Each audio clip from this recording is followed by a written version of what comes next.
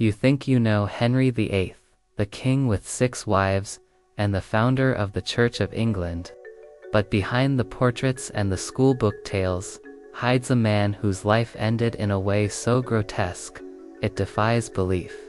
A king so swollen with disease that his own body began to rot while he was still alive. A ruler whose coffin literally burst open, spilling his remains into the world he once ruled. This isn't just history. This is a medieval horror story. By the end of his reign, Henry VIII was unrecognizable from the handsome, athletic prince of his youth. His waist measured nearly 54 inches, wider than most men were tall. He weighed an estimated 400 pounds in an age when the average man weighed just over 140. But it wasn't simply obesity. His legs were ravaged by open ulcers that oozed foul-smelling pus day and night. Servants gagged at the stench, and courtiers stuffed their noses with perfumed cloth just to approach him. Dressing the king became so unbearable that attendants drew straws to decide who would get stuck with the job. Modern doctors suggest Henry may have suffered from Cushing's syndrome or complications from a brain injury sustained in a jousting accident.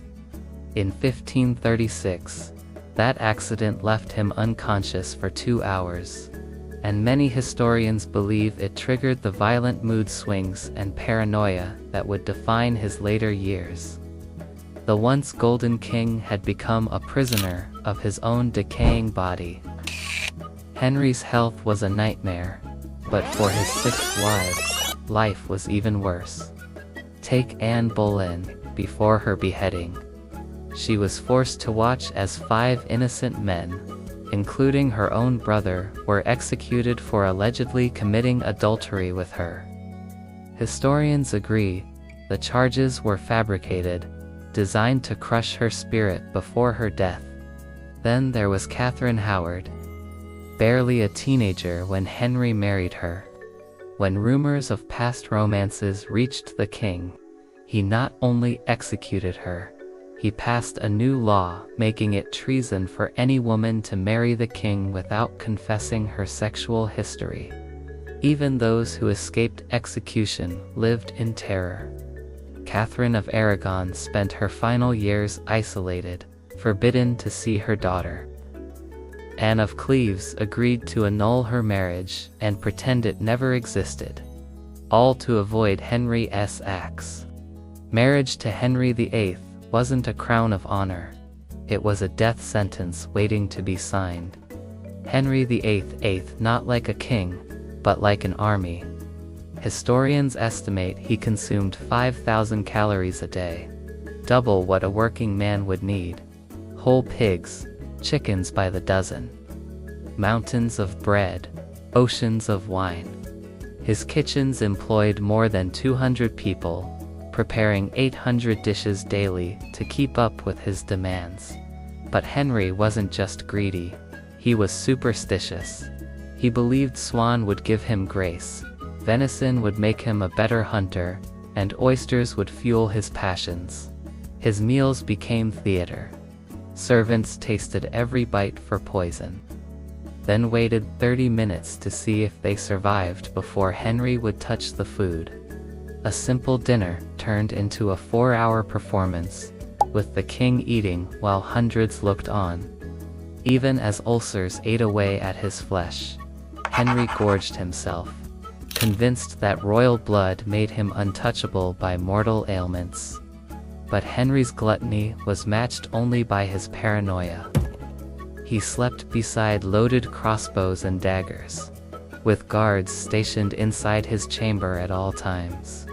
Secret passages riddled his palaces, built not for luxury but for escape. He had spies monitoring his courtiers, and other spies watching the spies. Even his children weren't safe. He ordered informants to watch Princess Mary and Princess Elizabeth, convinced they plotted against him. The Tower of London overflowed with nobles, priests, and servants accused of crimes that often existed only in Henry's dreams. At his court, even a careless word could mean death. To live near Henry VIII was to live under a constant shadow of fear. When Henry finally died in 1547, his death was no less disturbing than his life. So bloated that servants used winches and pulleys to move him. His body leaked as pieces of rotting flesh fell to the palace floor. They wrapped him in lead and sealed him in multiple coffins to contain the smell. It didn't work. During the funeral procession to Windsor, the gases from his decaying body built up until the coffin burst open. Chroniclers record that dogs were seen licking at the spilled remains on the road. Even in the grave, Henry VIII caused chaos. His oversized coffin sank into the soil, and rumors spread of foul odors and noises from his tomb for years after. Some said it was his ghost. Historians know it was simply the king's body, still rotting, still poisoning the air of England. Henry VIII remains one of the most infamous monarchs in history, remembered for his 6 wives and the birth of the Church of England. But the truth is far darker. He was a man undone by his own appetites, consumed by paranoia, betrayed by his body, and remembered less as a king and more as a living corpse. His story is not just history, it's a warning of how absolute power, unchecked and unchallenged, can rot a man from the inside out.